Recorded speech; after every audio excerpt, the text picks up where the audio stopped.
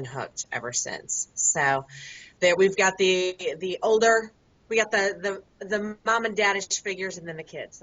They're early 20s, and we're in our some age up there.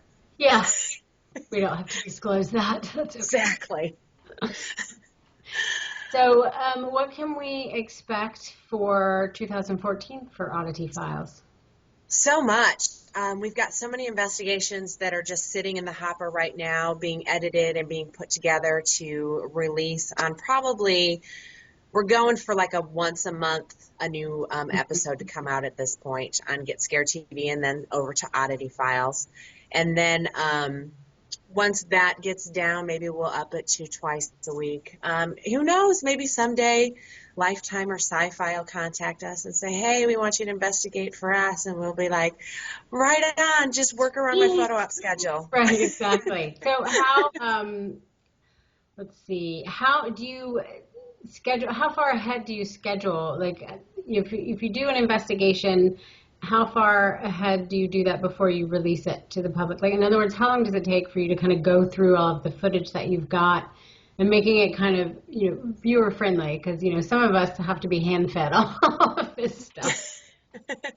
It can take up to, like, let's see, the one that just came out, Story In, the one that you had watched, that was filmed last February. Wow. So, but that's just because we didn't have a place to put them, and they were all just kind of sitting on a hard drive. But once the whole Get Scared TV happened, then the editing process started again. And we call it season 2 only because I had started doing it with a different crew, and then it was just kind of Chris and I, but this crew, it's myself, Chris, Tony, Jenny, Clayton, and John.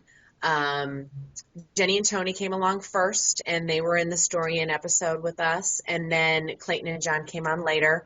Our Christmas episode was actually just filmed 2 weeks ago. Oh, wow. So, it all depends on where it's going to go. So, but then after that, that'll be Panzerati's, which I'm very excited about as well.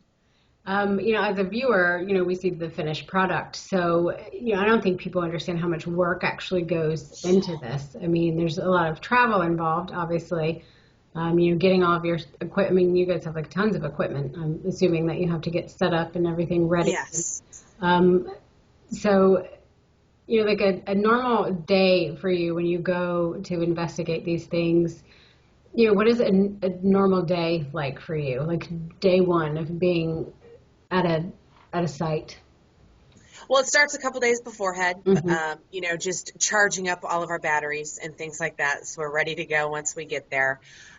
We usually get there, we try to get there while it's still a little daylight out, so we can get any footage of the outside of the building, film any interviews we need while it's still daylight, get B-roll, So when somebody's talking in the background and you want that shot of the creepy doll in the corner, you have to get all of that ahead of time.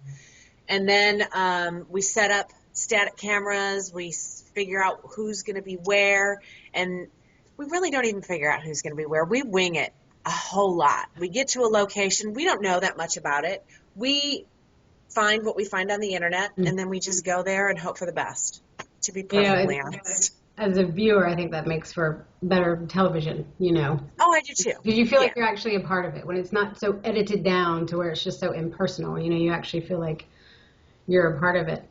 Yeah. But yeah, I mean, it's pretty amazing stuff. People definitely need to check this out, and we will make sure that we have all of the site information. People can go and, watch the videos that you do have on the site. And I really appreciate you taking the time to tell me about this, because I am very much a novice as far as paranormal investigation goes, because, like I said, it scares me to death. Like, it's hard to sit and watch those videos, because I'm like, I would be under the bed. I would be hiding. If I hear some creepy little voice, I'm just going to be, I'm going to be out of there. Thanks for talking to me. Well, thank you for having me. I'll let you know when all this stuff is up. Awesome. And I'm just going to turn this recorder off now.